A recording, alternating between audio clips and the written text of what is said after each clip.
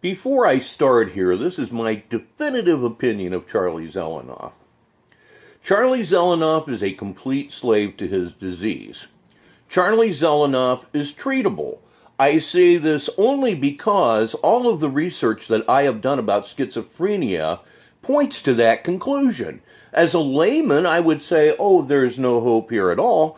But the people who really know say there is, so I will defer to people who have dedicated their lives to the subject.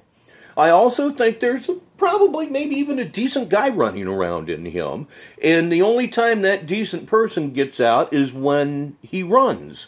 I think his cowardice may actually be a symptom of a more mellow person within. I also believe that Charlie knows he's treatable and refuses to treat it. Therefore, he's an asshole.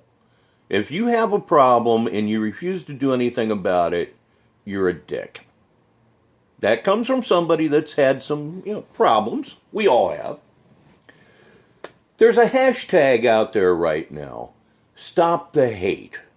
It's a beautiful concept. It really honestly is. But my question would be why?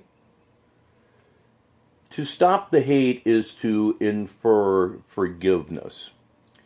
Generally, in order to forgive somebody, that person needs to be sorry for what they have done, genuinely contrite, and at least make promises to not continue the behavior that got them into the position that they are in.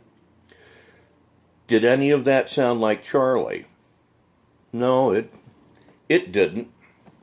There's no reason to stop the hate because Charlie has not changed and Charlie will not change.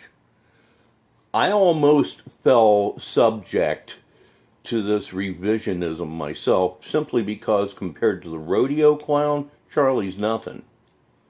Charlie is a really bad person. Compared to the rodeo clown, Charlie is mild. And I believe that started some revisionism. Plus, it's as if somebody died. I'm sure that we've all experienced this in our lives.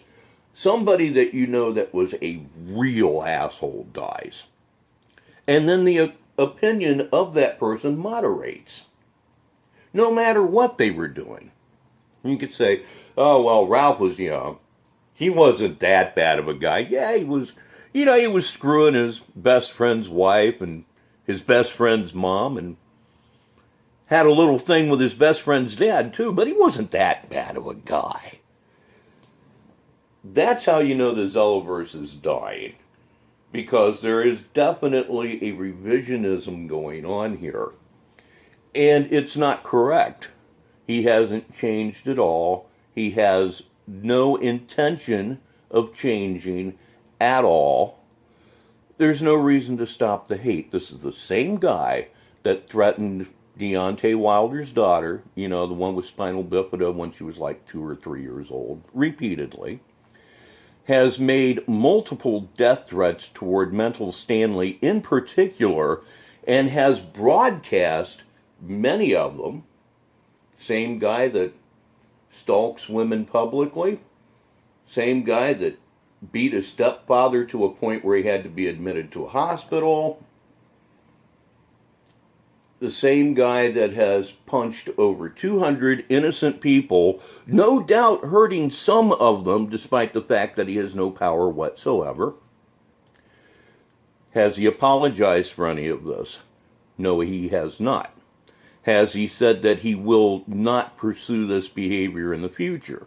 No, he has not. Is he doing anything positive to address his mental illness? No, he is not.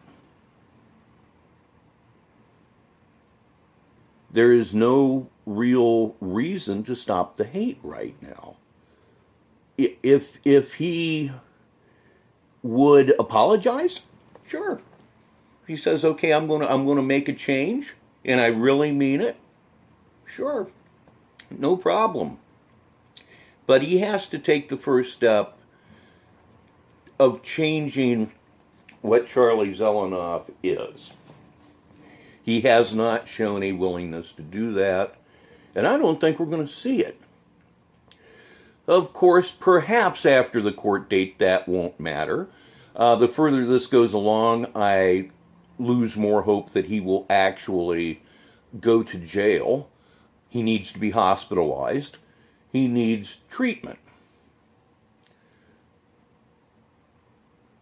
Comport yourself in the Zelloverse as you see fit. This is a game until you break the capsule, and I'm going to do a video about that very shortly, but Christian forgiveness is a wonderful thing. It needs to be earned. If you forgive people with no reason or evidence that they are willing to change, you're setting yourself up to be a sucker. Don't ever do that. Like, share, subscribe, hit the notification bell, all that YouTube stuff. I'll talk to you.